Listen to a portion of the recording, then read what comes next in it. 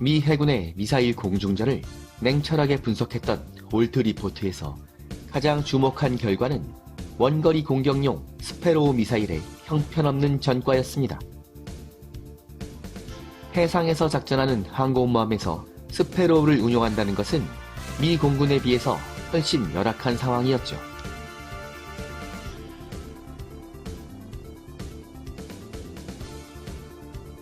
스페로우의 고장을 유발하는 가장 큰 문제점은 미 해군 팬텀의 이착함 과정에서 발생하는 엄청난 가속도와 강한 충격에 의한 피로 누적이었습니다.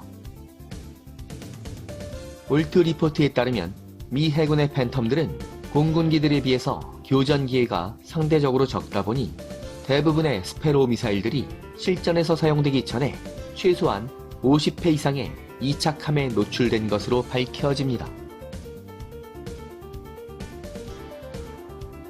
이착함 과정에서 발생하는 엄청난 가속도와 강도 높은 충격이 누적되면서 스페로우의 정교한 부품들은 손상 가능성이 훨씬 높아진다는 것이었죠. 더구나 해상 작전 시에는 염분이 포함된 습한 공기에 지속적으로 노출되는데, 이런 염분이 항공모함 갑판의 열기와 결합하면 스페로우의 전자 부품들에 치명적인 손상을 유발할 수도 있었습니다. 더구나 공간이 비좁고 환기가 안 되는 항공모함의 무기고에서 정비병들은 스페로우를 꼼꼼하게 관리할 수가 없었습니다.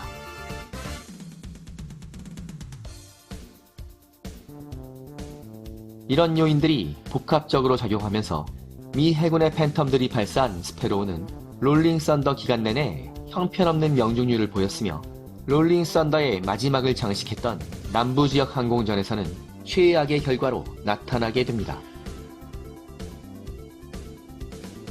68년 5월부터 3개월 동안 해군의 팬텀 조종사들은 30발 이상의 스페로우를 발사했지만 명중탄은 겨우 한 발이었으며 명중률은 3%에 불과했던 것입니다.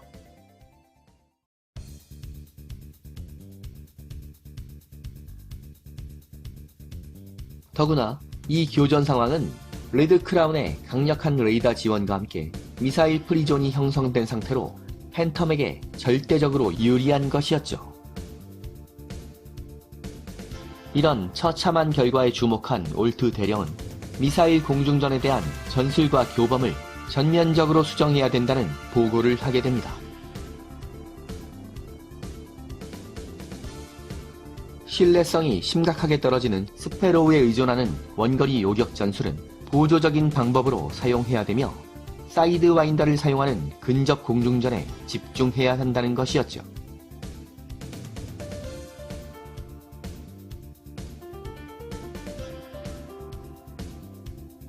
이 무렵 미 공군은 기관포를 탑재한 F-4E 팬텀의 실전 배치를 진행하고 있었는데, 미 해군 조종사들 역시 공대공 기관포의 필요성을 주장하기는 했지만 해군의 팬텀은 기관포를 장착할 수 없었습니다. 공군의 F-4E처럼 중량이 무거운 기관포를 기수에 설치한다면 무게중심이 앞으로 쏠려 항모 착감 성능이 크게 저하된다는 문제점이 나타난 것이었죠. 결국 해군은 팬텀의 기관포 장착을 포기했으며, 의장형 기관포드의 경우도 항력 증가 및 항속거리 감소를 우려해서 사용하지 않기로 결정합니다.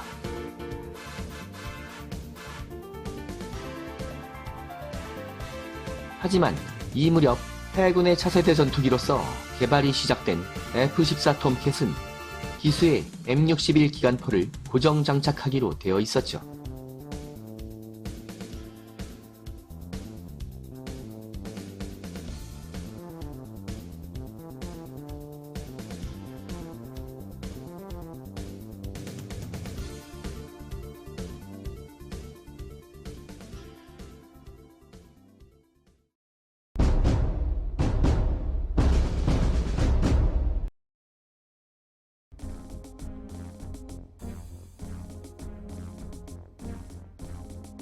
해군의 팬텀은 기관포를 포기했지만 미 해군에게는 믿는 구석이 있었습니다.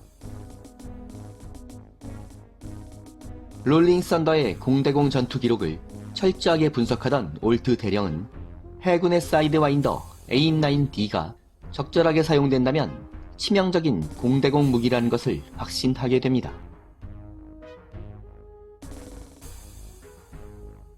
AIM-9D 사이드와인더는 실전에서 발사된 99발 중 18발이 명중에서 18%의 명중률을 기록했죠. 이 통계만 놓고 본다면 AIM-9B형의 명중률 15%보다 별로 나을 것이 없어 보였지만 교전 기록을 조금 더 자세히 들여다보면 다른 점이 있었습니다. 빗나간 사이드와인더는 대부분의 경우에 팬텀 조종사들이 유효 사격 범위 밖에서 성급하게 발사한 것들이었죠. 근접 공중전 훈련을 받은 적이 없는 팬텀 조종사들은 사이드와인더를 발사하는 타이밍을 모르고 있었으며 다양한 교전 상황에서 적기의 후방을 잡기 위한 공중 기동수를 연마한 적이 없었던 것입니다.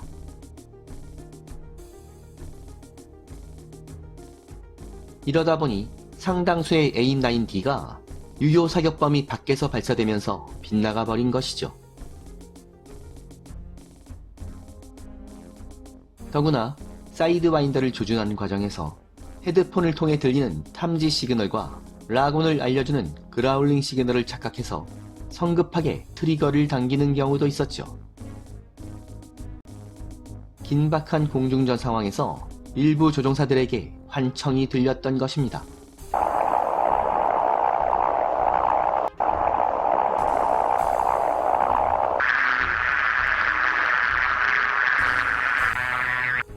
그런데 올트 대령은 롤링 썬더 기간 동안 뛰어난 공대공 전과를 달성했던 F8 크루세이더 조종사들의 전투 기록을 살펴보던 중에 사이드와인더를 사용하는 근접 공중전에 대해서 영감을 얻게 됩니다. 기관포와 사이드와인더로 무장한 F8 크루세이더 전투기들은 롤링 썬더 기간 동안 18대3이라는 놀라운 격추 교환비를 기록하며 공군과 해군의 팬텀 부대를 제치고 최고의 성적표를 제출한 것입니다.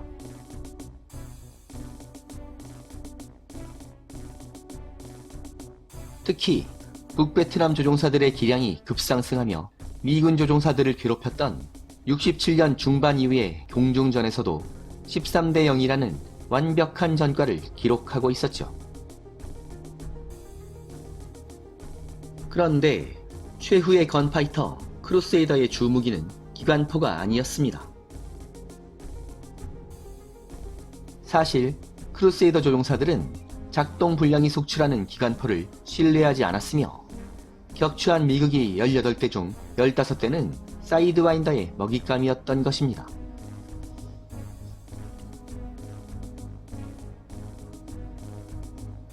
크루세이더 조종사들이 발사한 AIM-9D의 명중률은 30%를 훌쩍 넘는 수준이었으며 대부분 적기와의 근접 공중전을 통해 격추 기록을 달성했으므로 AIM-9D는 충분히 치명적인 무기였죠.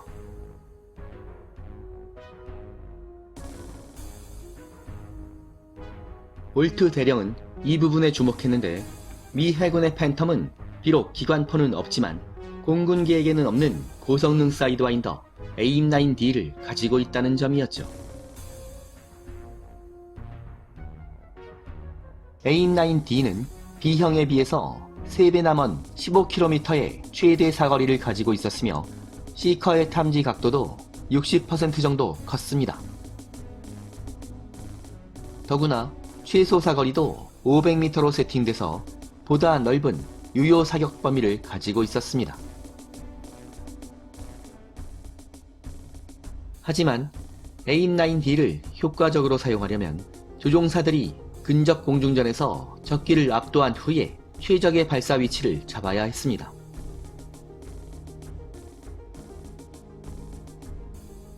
롤링 썬더 기간 동안 해군의 팬텀 조종사들은 스페로우를 사용한 원거리 요격 전술을 훈련받았으며 제대로 된 근접 공중전 훈련은 전혀 없었다고 해도 과언이 아니었습니다.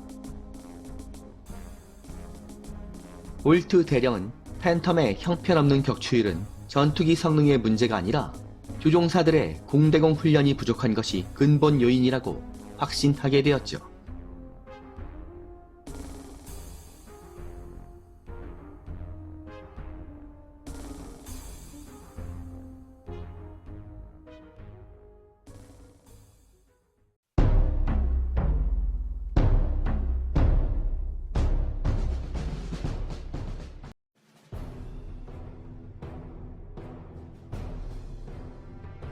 사실 강력한 추력을 가진 F4 팬텀은 빠른 속도를 이용해서 교전한다면 미그기를 압도할 수 있는 고성능의 전투기였습니다.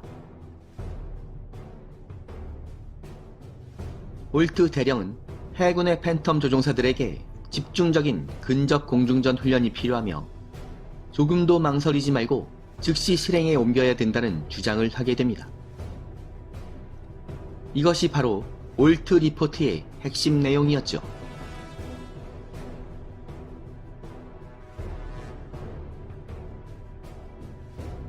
롤링 썬더가 끝나자 크루세이더 전투기들은 함재 전투기 자리를 팬텀에게 넘겨주고 미 해병대의 대지 공격용으로 전환되고 있었으며 대부분의 베테랑 크루세이더 조종사들은 베트남에서의 복무 기간을 마치고 다른 지역으로 전출된 상태였습니다. 사실 50년대 생산된 크루세이더는 기체의 노후화가 심각했으며 내장 레이더의 성능이 형편없어서 함대 방공 전투기로서는 결격 사유가 있었습니다. 이 무렵 미 해군은 보다 강력한 신형 팬텀 F4J의 실전 배치를 추진하고 있었는데 신형 팬텀들이 크루세이더의 자리를 완전히 대체할 예정이었죠. 이런 상황은 향후의 전장에서 팬텀 조종사들이 함대 방공 임무뿐 아니라 공격기들의 호위와 근접 공중전도 맡아야 된다는 것을 의미하는 것이었습니다.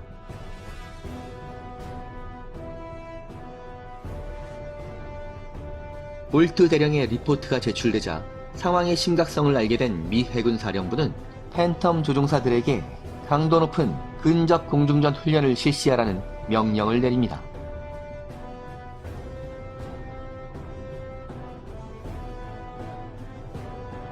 (1969년 2월) 캘리포니아의 미라마 해군 기지에 파이터 웨펀 스쿨이 설립되었으며 교관으로 임명된 베테랑 조종사들이 속속 도착합니다.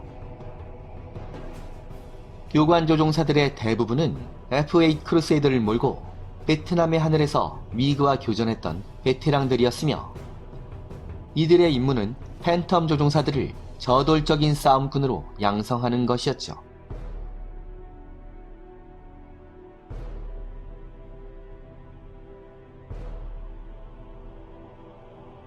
이와 동시에 해군의 실전 비행단에는 가장 우수한 팬텀 조종사들을 차출해서 미라마의 파이터 웨펀 스쿨로 보내라는 공문이 도착합니다. 그런데 이미 비행학교를 뛰어난 성적으로 졸업하고 팬텀의 조종석에 올라 항공모함에서 작전 중이던 실전 부대 조종사들은 과연 무엇을 더 배워야 하는지에 대해서 의문과 불만을 제기하는 경우가 많았다고 합니다.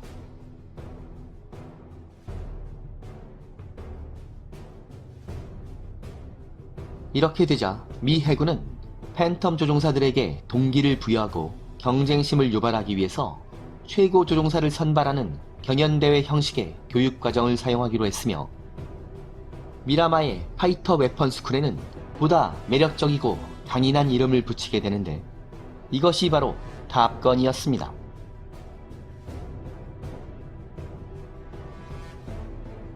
(1969년 3월) 실전부대에서 선발된 팬텀 조종사들이 미라마에 도착했으며 탑건의 초대 입교생이 됩니다. 물론 그들을 기다리고 있었던 교관들은 팬텀 조종사들을 혼쭐내기 위한 만반의 준비를 하고 있었죠. 과연 미 해군의 탑건은 전문 싸움꾼을 키워낼 수 있었을까요?